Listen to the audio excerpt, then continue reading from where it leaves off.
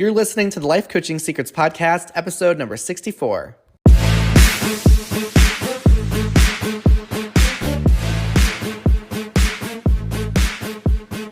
Did you know that life coaches are needed now more than ever?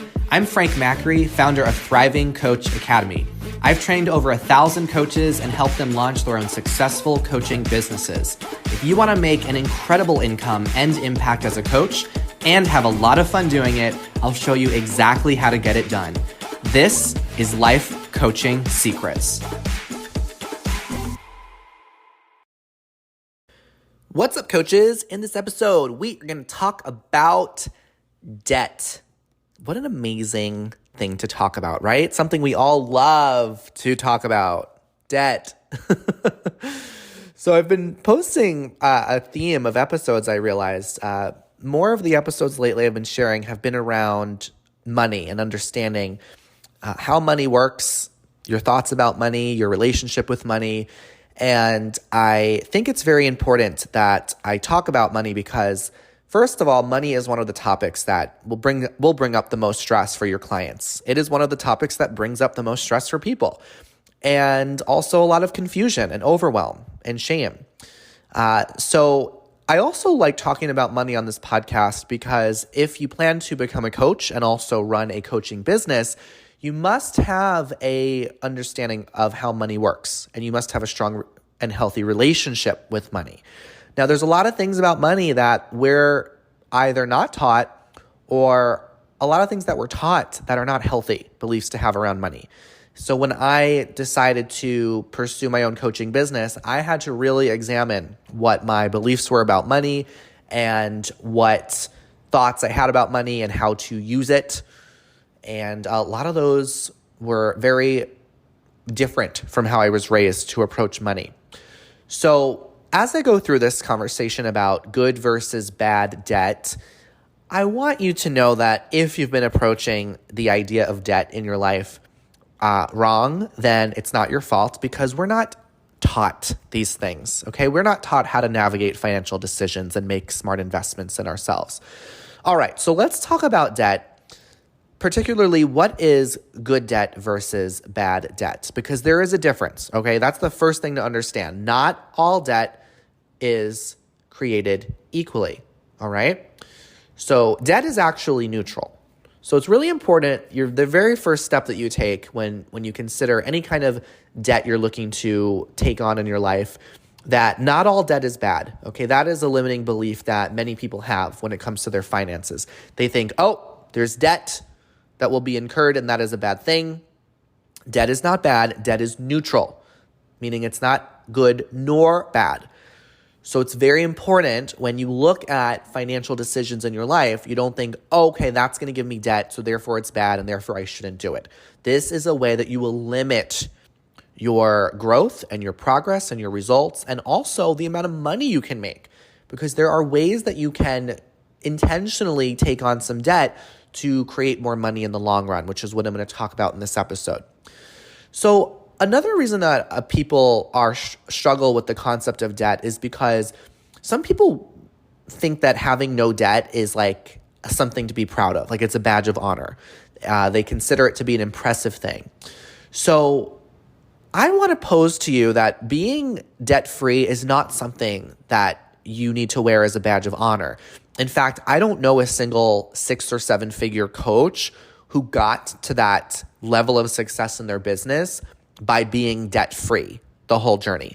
Okay, every single financially successful coach that I know, including myself, have taken on debt intentionally in order to progress our goals and our coaching businesses. So if you think about trying to live a debt-free life and you think that this is maybe the smartest way to approach your goals and dreams, I want you to think about that a little bit differently as you listen to this episode.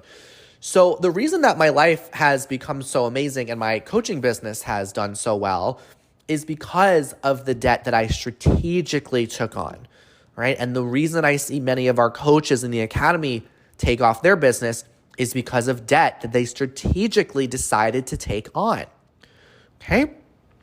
Now, I believe that it's actually better to have good debt in your life than have no debt in your life. It's better to have good debt in your life than have no debt in your life, okay? And that is because you can use debt in your favor to create an extraordinarily better life for yourself.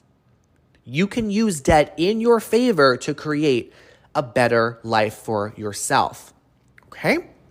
So when you think about financial decisions, another thing to look at is this truly a debt, meaning something that's just going to result in a loss, or is this an investment, okay? Because it might be more appropriate to label certain financial decisions as an investment instead of just labeling off any way you spend your money as a debt that you're incurring, okay? Another way that you can help to train your mind to see things this way is when you're looking to invest in something, ask yourself, how will this investment open things up for me in the short term, in the long term? How could this investment improve my income? How will it transform me as a person? Okay, that's very important that you start looking at financial decisions as not just how much is this going to cost me, what am I going to lose, but how am I going to grow from this? What is it going to give me? What will I gain from this investment? All right, you will start seeing that many of the things that you just label as a debt could actually be things that could create an investment for you. Okay? Now, if there's any financial decision you're looking at in your life right now that will improve and increase your income, then that is a smart debt for you to invest in. Therefore, if you avoid it or if you decide to not invest in that thing, then it is not smart to do that.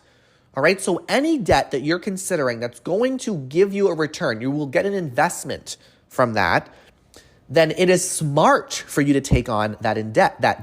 That is the good kind of debt that you want to take on. Okay, so for example, I've shared this in another episode. I remember I was looking to hire a coach and enroll in their program, and this was years ago. I wanted to increase the revenue I was bringing in my business.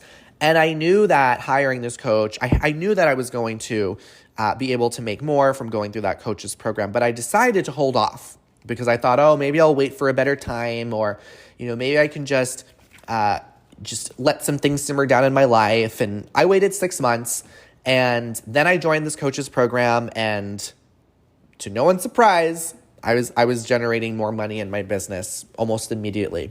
I was generating about $10,000 more per month in my business. So of course that's amazing. I was very happy about that. But the thing that I really took away is that the 6 months that I waited were 6 months that I could have been making at least an extra $10,000 a month in my business. So there was a loss of at least $60,000. Okay, because I thought, oh, maybe I should wait. But really, when I looked at that procrastination a little bit closer, I was thinking, oh, I don't know if I should pay for this program because it's going to be a debt that I'm taking on. I don't know if I want to have that debt. So I forgot that this isn't a debt. This is an investment. This is a smart thing. This program is going to make me more money. So therefore, waiting is just losing me money, right? When there's some kind of financial decision you have, and you know that it's not a debt, but it's an investment that you're going to get a return from, then the smartest thing to do is to take on that financial investment right away, because every single day that you let slip by, you are losing money. You're losing out on that return. So let's talk about examples of good versus bad debt. Good debt. Good debt is investing in something that will give you a return. That's one example. Good debt is something that will build your wealth, something that's going to build your wealth. Another example of good debt is a skill that you can monetize. Okay, when you invest in learning a skill that you can monetize, that is good debt. Okay, so what are some examples, specific examples of good debt? One is coach training, right? Investing in coach training is investing in the best skill you can ever learn in your life, okay? Because whether or not you want to have a coaching business, you learning the skill of coaching and applying that to your life, you will learn how to get any results you ever want to get in your life. You will learn how to use your mind to get anything you want out of life. You will learn how to coach yourself through challenges in your relationships. You'll learn how to coach yourself through challenges in your career, with your health. You will learn how to encourage and inspire and empower people as well. Okay, so that is an example of a good debt to take on, investing in coach training, because no matter where you go in a business, your coaching business, or even if you don't decide to pursue a coaching business, that's totally fine. This is a skill you're going to be able to use to increase the value of your life, increase the enjoyment and purpose and fulfillment that you get from your life, okay? That is an amazing debt to take on. I know for myself that the best investment I've ever made is investing in the skill of coaching. Learning that skill is hands down the best investment I've ever made in myself. Okay. Another example of good debt is investing in I'm going to talk specifically to things that might be more relevant to aspiring business owners or, upcoming or current business owners. Investing in some kind of software. Some kind of software that might allow you to get things done faster or allow you to expand your reach. So if you're investing in a software that's going to put you out and put your offer or your business in front of your ideal clients, then this is a smart investment to make, because you might pay for that software, but it's going to generate you more in the long run. All right. Investing in your first virtual assistant or executive assistant. This is an example of good debt, okay? Because at first, you're going to have to pay that assistant every single month. And I remember when I was hiring my first assistant, I think we have 8 people on our team now, but when I was hiring my first person, it was hiring an assistant. And I was worried about spending, hundreds of dollars a month. I think at the time I had the assistant work just part-time. So I was worried about investing and spending several hundreds of dollars a month, because I thought, oh no, I'm going to, have debt and I'm going to be spending that money. But I had to remind myself, wait, having that assistant is going to take things off my plate. So I'm going to be able to use my energy in a more productive way. And the assistant's going to help me generate more business in the long run. And that's exactly what happened. Okay. Another example of good debt is investing in your education. Now, specifically, this is really important. I want to put a very important distinction here. Not just any kind of education, okay? But investing in education where you're going to learn a skill that you can monetize, okay? You must learn a specific skill that you can monetize. Just learning information is not enough. You must learn a skill that you can monetize, all right? And then good debt is also anything else that's going to save you time or make you more money. Anything that's going to save you time or make you more money, all right? So some of our students, when they enroll in the academy, they take out some debt. Like for many people who want to become coaches, the first debt that they incur is the debt of coach training, is learning how to be a coach. I mean, if you want to have a coaching business, you need to know how to coach. That's step one. You need to know how to coach well and have mentorship and practice and learn proven frameworks and tools. Okay, so this, for coaches, the very first investment you make in your business is learning the skill of coaching, okay? And when you do that, there is the temporary debt. And you have to have a conversation with your brain as you're doing this, right? You have to remember, okay, I'm investing in the very first and most important skill, this skill that I'm going to monetize. And for a lot of you, this is going to be your first time learning how good debt versus bad debt works, okay? So this is why I'm making this episode, because I want you all to consider that when you are looking to grow a business and make more money, becoming and learning how to coach is going to be an investment, your very first way to do this in real time, okay? So for a lot of our coaches, we see that they take out the debt, they make an investment in becoming a coach, and then usually by halfway through the program, we have at least 50% of our coaches that start attracting clients and paying clients and making their money back. So they start seeing, okay, like for example, in your 3rd month after coach training, maybe you make $2,000. And then the month after, you make $4,000 from just coaching. And then your 5th month, you make $6,000. Then your 6th month, you make $8,000. So you just go up and up and up. And then before you know it, you realize, okay, I've now earned that money back from learning this skill. This skill allowed me to earn that money back. And now everything on top of that is just pure profit. I'm able to take that and go wherever I want to go with it, okay? And then for many coaches, after they go through coach training, the next thing that they do, because as a business owner, you're going to have a lot of decisions on things you need to pay for, right? There's no one who gets an award for, running their business without getting any help. So you will often look at, okay, what is maybe a software that would help me run my business smoother, that will help me put my offer in front of clients, that will help me get my message and story out into the world? Or who is an assistant, virtual or executive assistant that I can hire to help make things easier, to help take things off my plate so I can focus more on the coaching and allow more clients to come in. All right, so these are some examples of how you will be approaching this good debt versus bad debt question as you begin to grow your coaching business. So what are some examples of bad debt? Let's talk about that. Bad debt is just something that you spend money on and you don't get anything back from it. Okay, so an example of that is spending money on education or even a degree that's not going to teach you a skill you can monetize. Okay, so if you are spending, like I hear sometimes when people are looking to become a coach, I've heard people say, oh, well, I was thinking of doing coaching or maybe going back to school to become a social worker or get my master's in counseling. And what I present them with is, okay, are you going to learn a skill that you can monetize, but not just monetize, but be able to earn what you want to earn? Be able to earn what you want to earn, okay? So if you're going back to school to get a degree, you have to consider how much does that degree cost and what are you able to earn with that degree and how long will it take you before you can start to see that return become profit, okay? Because not every degree is created equal. So some education could be considered a bad debt. And this is why a lot of people are questioning higher education. They're questioning if it's really the smartest idea to send their kids to go to a university and take out over $200,000 worth of debt, student loan debt, when their kid is not getting a career that's going to have them pay that back in a good amount of time. Okay, so you really want to question certain degrees if really you're going to learn if they're going to teach you a skill that you can monetize and monetize in a way that's going to get you the money you want to make in your life. Another example of bad debt is getting something that has value that diminishes. Okay, getting something of value, but that value goes down. All right, that value just goes down. So you're not getting a return from it.